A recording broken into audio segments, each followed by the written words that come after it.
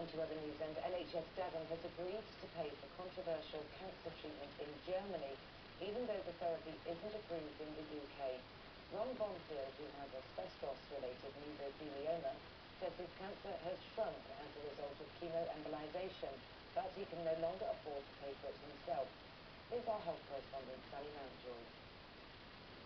Ron Bonfield plays golf 2 or 3 times a week.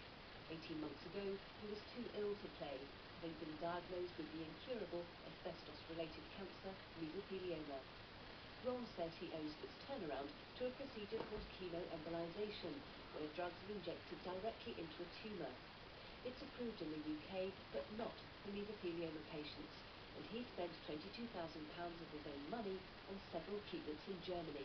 While NHS Devon at first said there wasn't enough evidence to support the procedure, they've now agreed to reimburse Ron for the last treatment he had and will look favourably on funding him in future. It's fantastic, because I did get compensation from the government for the problem, and I used all that up and used some of my own money, so if I had to go back to Germany I would be really struggling to finance it. I'd have to, go to the family and start asking them personally to help me out. Are you feeling a lot better than here? It's not feeling so restricted like before? Debbie Brewer from Plymouth thinks she was the UK's first mesothelioma patient to go to Germany for chemoembolisation. When this consultation was filmed last year, her tumour had shrunk by 83%. Debbie's online campaign has alerted patients like Ron to the procedure. She hopes other health authorities will follow Devon's lead in paying for it.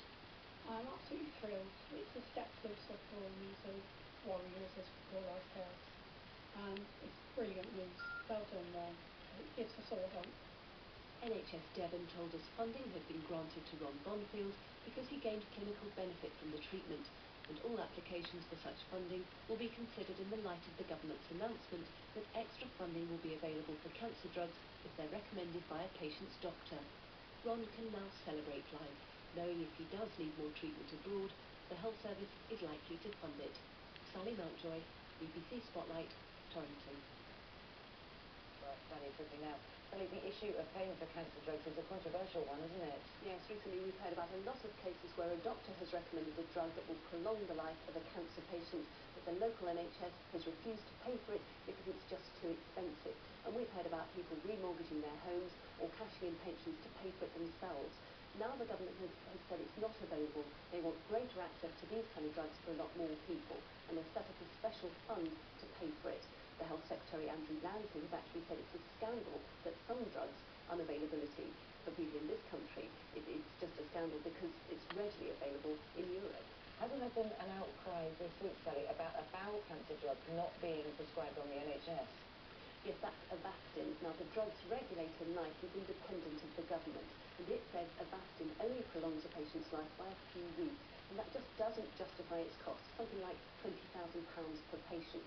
So now cancer charities are saying that it's not fair to ban a drug just on the basis of cost alone, but other people are saying, well, resources are limited, and so you have to sometimes make difficult decisions. OK, Sally, thanks very much indeed.